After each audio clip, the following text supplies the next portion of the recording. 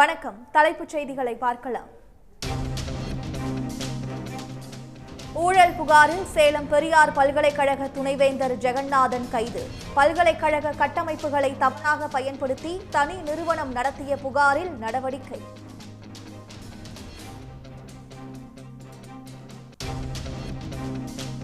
தமிழ்நாடு முழுவதும் புதிதாக கட்டப்பட்ட 1000 பள்ளி வகுப்பறைகளை திறந்து வைத்தார் முதலமைச்சர் மு.க.ஸ்டாலின். கண்கவர் ஓவியங்களுடன் கட்டப்பட்டுள்ள வகுப்பறையை கண்டு உற்சாகமடைந்த மாணவ மாணவிகள்.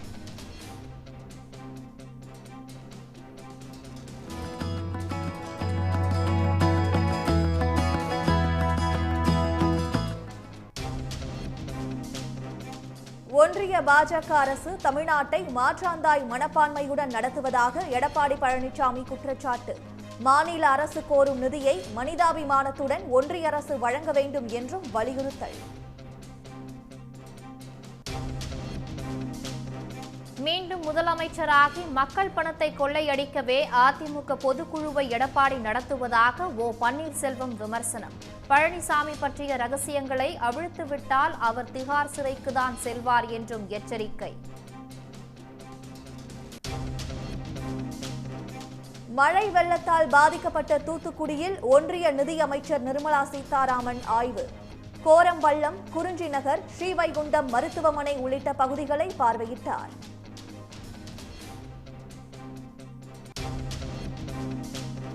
வெள்ள சேத விவரங்களோடு 72 பக்க கோரிக்கை மனுவை நிர்மலா சீதாராமனிடம் வழங்கினார் தங்கம் தென்னரசு. ஒன்றிய அரசு கணிசமான நிதியை விரைந்து ஒதுக்கீடு செய்ய வலியுறுத்தல்.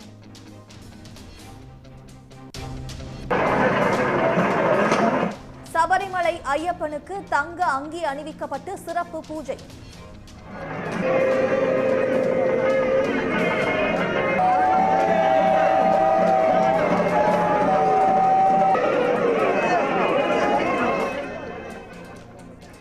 நாளையோடு மண்டல பூஜை நிறைவடைய உள்ள நிலையில் கட்டுக்கடங்காமல் திரளும் பக்தர்கள்.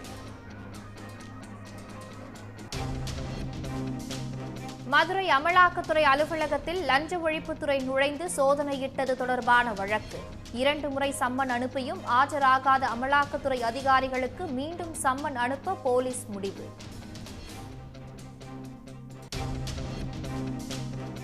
கனமழையால் பாதிக்கப்பட்ட நெல்லையில் 6000 ரூபாய் நிவாரணத்திற்கான டோக்கன் விநியோகம். அதிக பாதிப்புகளை சந்தித்த 12 கிராமங்களில் டோக்கன் விநியோகிக்கப்படுகிறது.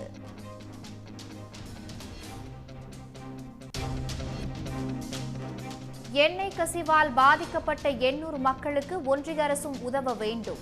மாநில அரசு பிரச்சினை என தட்டி கழிக்க கூடாது என்று அன்புமணி ராமதாஸ் வேண்டுகோள்.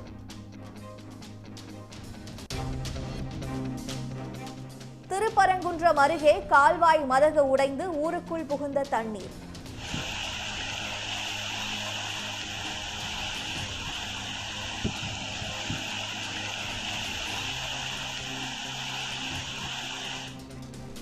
மதகில் ஏற்பட்ட உடைப்பை சரி செய்யும் பணியில் பொதுப்பணித்துறை ஊழியர்கள் தீவிரம்.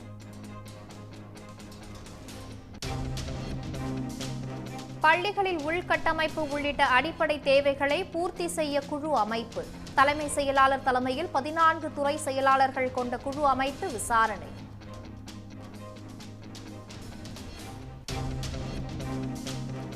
சென்னையிலிருந்து இலங்கை செல்லும் விமானம் திடீர் ரத்து. 186 பயணிகள் விமான நிலையத்திலேயே பல மணி நேரம் தவிப்பு.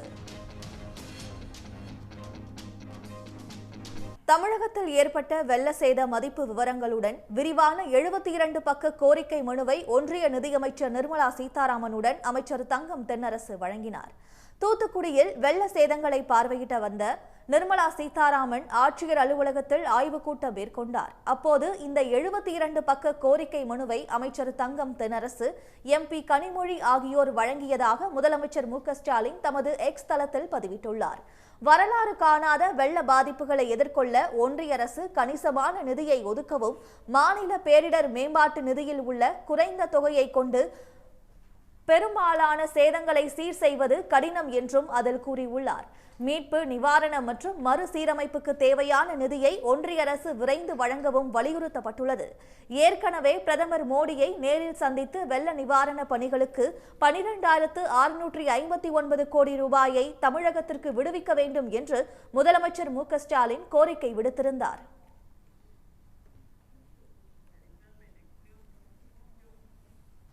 தூத்துக்குடியில் பெருமழை வெள்ளத்தால் கடுமையாக பாதிக்கப்பட்டுள்ள பகுதிகளை ஒன்றிய நிதியமைச்சர் நிர்மலா சீதாராமன் நேரில் ஆய்வு செய்தார்.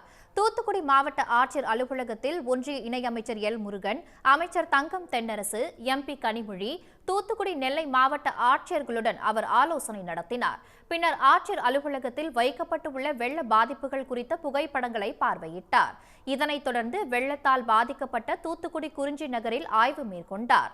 அப்போது வெள்ள பாதிப்பு விவரங்களை அவரிடம் அதிகாரிகள் விளக்கினர். பின்னர் அங்கு நடைபெற்று வரும் மருத்துவ முகாம்களிலும் மக்களுக்கு அளிக்கப்படும் சிகிச்சை முறைகள் குறித்து கேட்டறிந்தார்.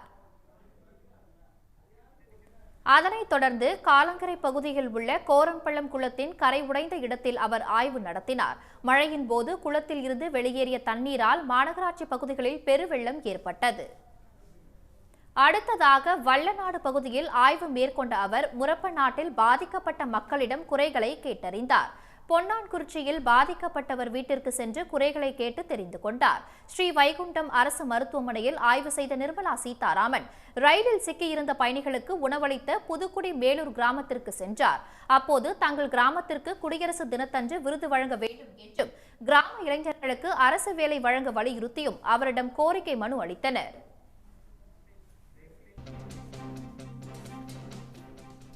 ஒன்றிய பாஜக அரசு தமிழ்நாட்டை மாற்றாந்தாய் மனப்பான்மையுடன் நடத்துவதாக குற்றம் சாட்டியுள்ள எடப்பாடி பழனிசாமி, மாநில அரசு கோரும் நிதியை மனிதாபிமானத்துடன் ஒன்றிய அரசு வழங்க வேண்டும் என்று வலியுறுத்தியுள்ளார்.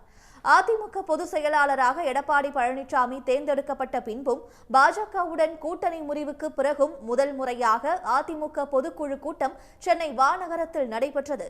அதிமுக அவைத்தலைவர் தமிழ்மகன் உசேன் தலைமையில் நடைபெற்ற கூட்டத்தில் மழை வெள்ளத்தால் பாதிக்கப்பட்டவர்களுக்கு நிவாரணம் வழங்கும் வகையில் மாநில அரசுக்கு தேவையான நிதி உதவியை அளித்திட வேண்டும் என ஒன்றிய அரசுக்கு வலியுறுத்தியும் தீர்மானம் உட்பட 23 தீர்மானங்கள் நிறைவேற்றப்பட்டன. தொடர்ந்து கூட்டத்தில் பேசிய எடப்பாடி பழனிசாமி, அதிமுகவை மீட்க ஏராளமான வழக்குகளை சந்தித்ததாக நினைவு கூர்ந்தார்.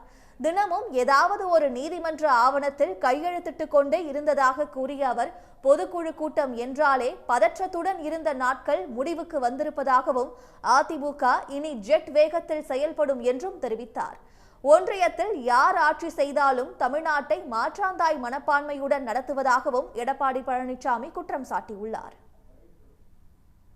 மத்தியில காங்கிரஸ் ஆண்டாலும் சரி, பிஜேபி ஆண்டாலும் சரி, மாற்றாந்தாய் போலதான் மாற்றாந்தாய் பிள்ளைகளை போலதான் தமிழ்நாட்டை பார்க்கிறாங்க.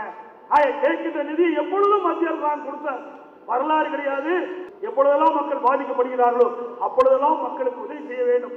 அது மத்திய அரசுடைய கடமை என்பதை அவர் உணர்ந்து தேவையான அளவுக்கு மத்திய அரசு இந்த பேரிடர் காலத்தில் உதவி செய்ய வேண்டும் என்று இந்த தருணத்திலே கேட்க விரும்புகிறேன். பாஜகவுடன் கூட்டணி இல்லை என அதிமுக ஏற்கனவே தெளிவுபடுத்தி உள்ளதாக கூறிய எடப்பாடி பழனிசாமி, தேசிய கட்சிகளை நம்பி பிரயோஜனம் இல்லை என்றும் விமர்சித்தார். அனைத்து இந்திய அண்ணா திராவிட முன்னேற்ற கழகம் பாரதிய ஜனதா கட்சியுடன் இனி கூட்டணி இல்லை என்பதை தெளிவுபடுத்தியிருக்கிறோம். அதிமுக பொதுக்குழு கூட்டத்தில் நிறைவேற்றப்பட்ட 23 தீர்மானங்களில் நாடாளுமன்ற தேர்தல் கூட்டணி குறித்து எந்த அம்சமும் இடம்பெறவில்லை. இதேபோன்று ஒன்றிய பாஜக அரசை பற்றியும் எந்த விமர்சனத்தையும் எடப்பாடி பழனிசாமி கூறவில்லை. அதிகாரத்தை ருசிக்கும் பேராசையோடும் நாட்டை மீண்டும் சூறையாடும் நோக்கத்துடனும் எடப்பாடி பழனிசாமி அதிமுக பொதுக்குழு கூட்டத்தை நடத்தி கொண்டு இருப்பதாக குற்றம் சாட்டிய முன்னாள் முதலமைச்சர் ஓ பன்னீர்செல்வம், அதிமுக ஆட்சி காலத்தில் நடந்த ரகசியங்களை அவிழ்த்துவிட்டால் அவர் திகார் சிறை செல்ல நேரிடும் என்று எச்சரித்துள்ளார். சென்னையில் நடந்த அதிமுக பொதுக்குழுவுக்கு போட்டியாக கோவையில் ஓ பன்னீர்செல்வம் தலைமையில் ஆலோசனை கூட்டம் நடைபெற்றது. இந்த கூட்டத்தில் பேசிய ஓ பன்னீர்செல்வம், கடந்த 2017ஆம் ஆண்டில் 11 எம்எல்ஏக்களுடன் தான் அளித்த ஆதரவு ஆதரவால் தான் எடப்பாடி பழனிசாமியின் ஆட்சியும் கட்சியும் காப்பாற்றப்பட்டதாக குறிப்பிட்டார். தவறான வழியில் சென்ற எடப்பாடி பழனிசாமியை எச்சரித்ததாகவும், ஆனால் அவர் பணம், அதிகார திமிருடன் செயல்பட்டதாகவும் ஓ பன்னீர்செல்வம் குற்றம் சாட்டினார். அதிலிருந்து 4.5 வருஷம் அவர் தந்த துன்பங்கள், துயரங்கள், அதிகார போதையில் அவர் செய்த அட்டுழியங்கள், இடையில் நாம் எந்த பிரச்சனையை கொண்டு வந்தாலும் அது கட்சிக்கும் ஆட்சிக்கும் நன்றாக இருக்காது என்று பொறுமையாக எவ்வளவோ எடுத்து சொன்னேன். தனியாக போய் தப்பான வழியில் போகிறீங்க, இதெல்லாம் ரொம்ப தப்பு, கேட்கல. அந்த அதிகார போதை, பணத்திமிர், எந்நேரம் பார்த்தாலும் 10, 20, 30 போலீஸ் கூட வருவாங்கள்ல. இதெல்லாம் அவருடைய அந்த உலகத்திலே வாழலை, இந்த அதிகார உலகத்திலே வாழ்ந்தார். முடிஞ்சு வச்சா எவ்வளோ சொன்ன கேட்கல, ஆட்சி இழந்துட்டோமா. ஈரோடு கிழக்கு தொகுதி இடைத்தேர்தலில் தனியாக நின்றால் ஓட்டுகள் பிரியும் என பாஜக மாநில தலைவர் அண்ணாமலை கேட்டுக் கொண்டதால் வாபஸ் பெற்றதாகவும், அதிமுக நாடாளுமன்ற உறுப்பினரான தனது மகன் ரவீந்திரநாத் ஒன்றிய அமைச்சராக வருவதை தடுத்தவர் எடப்பாடி பழனிசாமி என்றும் ஓ பன்னீர்செல்வம் குற்றம் சாட்டினார். நீ என்னென்ன செஞ்சேங்கிறது எனக்கு நல்லா தெரியும். அந்த 4.5 வருஷத்தில் அரசில் உட்காந்துட்டு, முதலமைச்சராக உட்காந்துட்டு, எனக்கு அத்துப்படி நான் கையெழுத்து போட்டது தான் ஃபைல் பூரா அங்கே அடுத்ததுக்கு போகும். நான் அவுத்து விட்டேன்னா எங்கே போகணும்?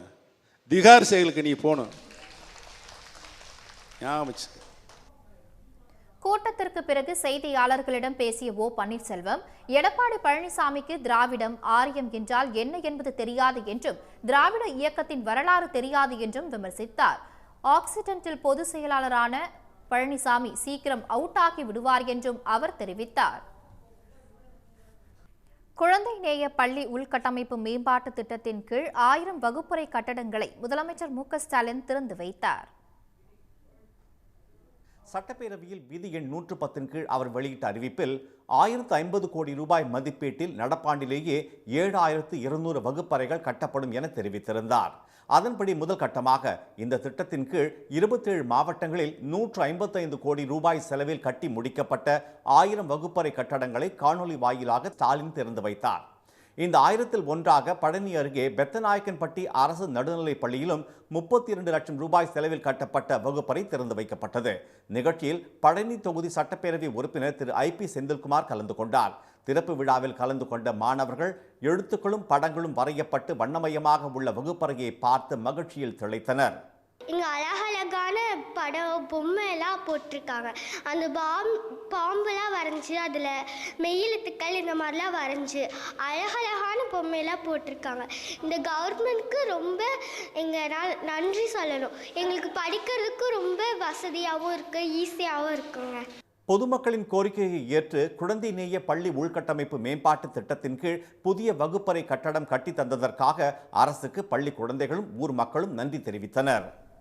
தூத்துக்குடியில் ஏற்பட்ட வெள்ள பாதிப்பு காரணமாக வீடுகளை இழந்த 31 குடும்பத்தை சேர்ந்தவர்கள் மாற்று தொழிலை தேடி திண்டுக்கல்லில் தஞ்சமடைந்துள்ளனர். இவர்களுக்கு பல்வேறு தரப்பினர் உதவிக்கரம் நீட்டி வருகின்றனர். கடந்த வாரத்தில் கொட்டி தீர்த்த பெருமழையில் தூத்துக்குடி நகரம் மட்டுமின்றி திருச்செந்தூர், ஸ்ரீவைகுண்டம், புன்னைக்காயல் உள்ளிட்ட பகுதிகள் தண்ணீரில் தத்தளித்தன. அனைத்து பகுதிகளும் தண்ணீரில் மிதந்த நிலையில் குடியிருக்க இடமின்றி தவித்தவர்களுக்கு அரசு பல்வேறு தங்கு முகாம்களை ஏற்படுத்தி வருகிறது. இந்த நிலையில் 6 அடி உயரத்திற்கு தண்ணீர் சூழ்ந்த பூப்பாண்டி கிராமத்தில் வசித்த 32 குடும்பங்களைச் சேர்ந்த 100க்கும் மேற்பட்டோர் உயிர் பிழைத்தாலே போதும் என நினைத்து மாற்று தொழிலை தேடி திண்டுக்கல் மாவட்டம் தாடிக்கொம்பு அருகே அகரம் பேரூராட்சிக்கு சொந்தமான மண்டபத்தில் தஞ்சமடைந்துள்ளனர். எல்லாமே மழை தண்ணிக்குள்ளே கிடக்கு. ஒரு ஆள் மட்டத்துக்கு இருந்த மழை தண்ணி இப்போ தான் இடுப்பளவுக்கு வந்திருக்குன்றிருக்காங்க. ஆனால் 29ஆம் தேதி பெரிய மழை இருக்குன்றிருக்காங்க. அதை என்னன்னு பார்த்துக்கிட்டு தான் அதுக்கப்புறம் போகணும். அகரம் பேரூராட்சிக்கு நான் இந்த ஊருக்கு தெரிஞ்ச மூலியமாக வந்திருக்கோம். வந்து இப்போ நாங்கள் 100 பேர்த்துக்கு மேலே இந்த ஊரில் தான் இருக்கோம். இந்த ஊர் தலைவர், மெம்பரு எல்லாருமே எங்களுக்கு நல்ல சாப்பாட்டு வசதியிலிருந்து எல்லாமே செஞ்சாங்க.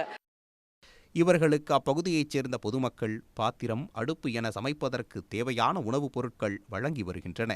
மேலும் அகரம் பேரூராட்சி சார்பில் குடிநீர் உள்ளிட்ட தேவையான அனைத்து அடிப்படை வசதிகளும் செய்து தரப்பட்டு பாதுகாப்பான சூழ்நிலையில் தங்க வைக்கப்பட்டுள்ளன.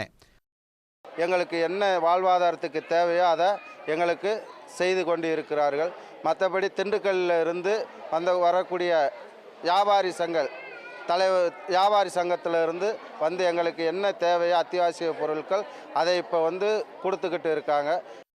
ஆரம்ப சுகாதார நிலையத்தின் சார்பில் மருத்துவ முகாம் நடத்தப்பட்டு அனைவருக்கும் பரிசோதனை செய்யப்பட்டது. குழந்தைகள் மற்றும் முதியவர்களுக்கு தேவையான மருந்து மாத்திரைகள் வழங்கப்பட்டன. திண்டுக்கல்லில் அறநிலையத்துறைக்கு சொந்தமான அபிராமியம்மன் கோவில் கடை உரிமையாளர்கள் சங்கம் சார்பாக அத்தியாவசிய பொருட்கள் மற்றும் உடைமைகள் வழங்கப்பட்டன. சன் நியூஸ் செய்திகளுக்காக செய்தியாளர் ஐயப்பன். சபரிமலை மண்டல பூஜையை ஒட்டி ஐயப்பனுக்கு தங்க அங்கி அணிவிக்கப்பட்டு பக்தர்கள் மீண்டும் அனுமதிக்கப்பட்டு வருகின்றனர். மண்டல பூஜை நாளை நிறைவு பெறும் நிலையில் ஆன்லைன் மூலமாக முன்பதிவு செய்த 64,000 பக்தர்கள் சபரிமலையில் குவிந்துள்ளனர். அதிகாலை முதலே ஆயிரக்கணக்கானோர் தரிசனம் செய்து வரும் நிலையில் கூட்டத்தை கட்டுப்படுத்த அப்பாச்சி மேட்டில் பக்தர்கள் தங்க வைக்கப்பட்டு அனுசரிக்கப்படுகின்றனர். சன்னிதானத்திலும் பக்தர்கள் 15 மணி நேரத்திற்கும் மேலாக காத்திருந்து தரிசனம் செய்து வருகின்றனர். இந்நிலையில் ஐயப்பனுக்கு தங்க அங்கி சாத்துவதற்கான ஆரன்முள பார்த்தசாரதி கோயிலில் இருந்து ஊர்வலமாக கொண்டுவரப்பட்ட தங்க ஆபரண பெட்டி பம்பை வந்தது. அங்கிருந்து 18ஆம் படி வழியாக சன்னிதானம் கொண்டுவரப்பட்ட ஆபரண பெட்டி தந்திரி கண்டரரு மகேஷ் மோகனரருவிடம் ஒப்படைக்கப்பட்டது. தொடர்ந்து மாலை 6:30 மணியளவில் ஐயப்பனுக்கு தங்க ஆபரணங்கள் அணிவிக்கப்பட்டு மகா தீபாராதனை காட்டப்பட்டது.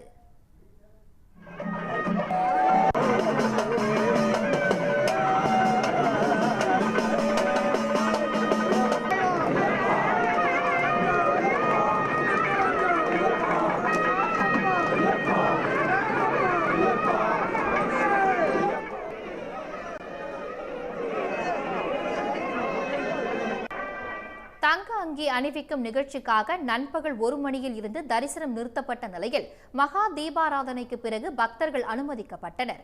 மண்டல பூஜை நாளை நிறைவடைந்ததும் கோயில் நடை சாத்தப்பட்டு மகர விளக்கு பூஜைக்காக வரும் 30ஆம் தேதி மீண்டும் திறக்கப்பட்டு ஜனவரி 20ஆம் தேதி வரை ஐயப்பன் கோவில் நடை திறந்து இருக்கும்.